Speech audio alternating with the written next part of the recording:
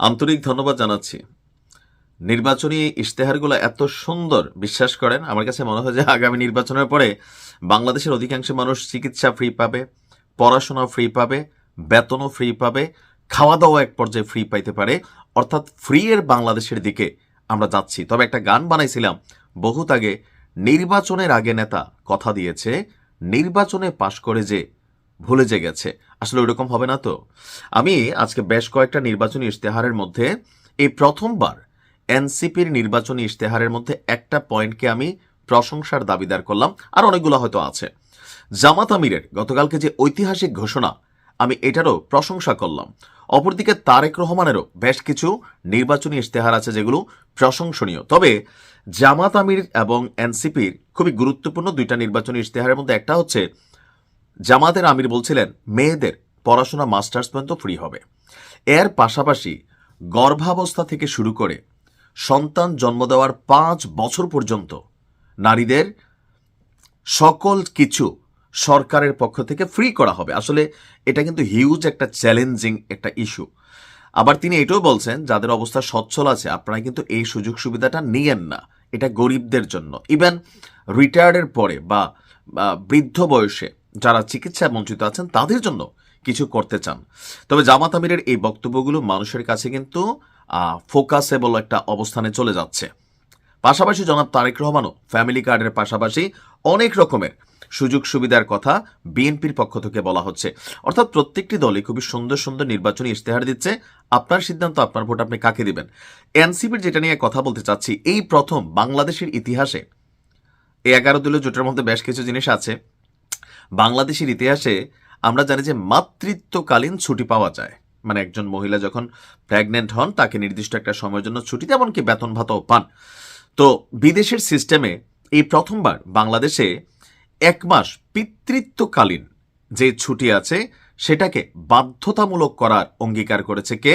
আপনার এনসিপির নির্বাচনের যে 36 দফা ইশতেহার আছে সেটার মধ্যে আমরা দেখলাম যে তারুণ্য এবং মর্যাদার ইশতেহার শীর্ষক 36 দফা ঘোষণার অংশ হিসাবে এই প্রতিশ্রুতি দেওয়া হয়। অর্থাৎ একজন ছেলে সে যখন বাবা হবে তখন তার স্ত্রীর রক্ষণাবেক্ষণ, সন্তানকে একটু দেখভাল, এই যে বিষয়গুলো আসলে খুবই গুরুত্বপূর্ণ।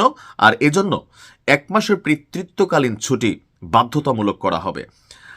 সরকারি নারীদের ক্ষেত্রে প্রতি মাসে একদিন অবৈধ অর্থবেতনে ঐচ্ছিক পিরিয়ড লিভ চালু করা হবে। মানে অফার আর অফার। 11 দলীয় জোটের অফারগুলো একটু বেশি আমার কাছে মনে হচ্ছে। তবে তাদের অফারের মধ্যে আবার ভেজাল আছে। যেমন ধরেন, হান্নান মাসুদ বলছে যে নোয়াখালীকে বিভাগ করে দিবে। অপরদিকে এনসিপির হাসনাত বলছে, আসিফ বলছে কুমিল্লাকে বিভাগ করা হবে 1 মাসের মধ্যে। জামাতের আমির বলছেন নোয়াখালীকে বিভাগ করবেন, তিনি ওয়াদা দিয়ে চলে আসছেন। তো কুমিল্লাবাসী তো আমরা ধরা খাইলাম। এখন এই জায়গাগুলোতে আবার কিন্তু একটা সাংঘর্ষিক বক্তব্য না। দেখেন গণমাধ্যমে আসছে যে হান্নান মাসুদ এবং জামাতের আমির তারা বলছে নোয়াখালীকে বিভাগ করবে। আবার অপরদিকে এই দলটিরই হাসনাত আবদুল্লাহ তিনি বলে গেলেন যে আসিফ মাহমুদও যে সব প্রসেসিং করা আছে 1 মাসের মধ্যেই 11 দলীয় জোট ক্ষমতায় গেলে তারা কুমিল্লাকে বিভাগ করবে। এই ধরনের সাংঘর্ষিক বক্তব্য দিলে মানুষের মধ্যে কিন্তু আবার ধোঁকাবাজি মেন্টালিটি আসে যে দেখো একটা দলের মধ্যে এরকম 2 রকম মেন্টালিটির কথাবার্তা কিভাবে আসে। তবে আমি জামাতের আমিরের যে বক্তব্য ওইটাকে ফোকাস করছি, কারণ দলটির প্রধান তিনি, আর বাকি যারা আছে চেলা চামুন্ডা, এদের কথাবার্তার আসলে কোনো গ্যারান্টি নাই। কারণ এরা এক এক সময় এক এক কথা বলে। হান্নান মাসুদরা, আসিফরা, হাসনা তো মাঝে মাঝে কথাবার্তা এক এক সময় এক একটা বলে। বাট আমি জামাতের আমির ডাক্তার শফিক সাহেবের কথার ওজনটা ওইটা ফিল করি যে তিনি যা বলেন তিনি ঠিক তা বাস্তবায়ন করবেন। এখন এই যে গর্ভাবস্থা অবস্থায়, মানে আপনার স্ত্রী প্রেগনেন্ট হলো বা মা বোন যারাই আছেন আমাদের 5 বছর পর্যন্ত, এখন এটা কি আসলে সম্ভব? অফারগুলা কিন্তু সোজা, বলতে সোজা। ফ্যামিলি কার্ড বিএনপির অফারগুলো সোজা। যেমন অনেক ধরনের পরিকল্পনা আমরা প্রত্যেকটা দল থেকে দেখছি। তো সেই পরিকল্পনাগুলোকে বাস্তবায়ন করতে এই মুহূর্তে যে ভঙ্গুর অর্থনীতি, আমরা মানুষ হিসেবে যে বাটপার, ধরেন গরিব মানুষ যেটা পাও না, আমরা সুস্থ মানুষ, স্বাভাবিক মানুষ, ভালো অবস্থানে থাকা মানুষও আমরা কিন্তু খয়রাতি মিসকিন সাইজা রাষ্ট্রীয় যে সুযোগ সুবিধাগুলা এগুলাকে লুটপাট করে ফেলি।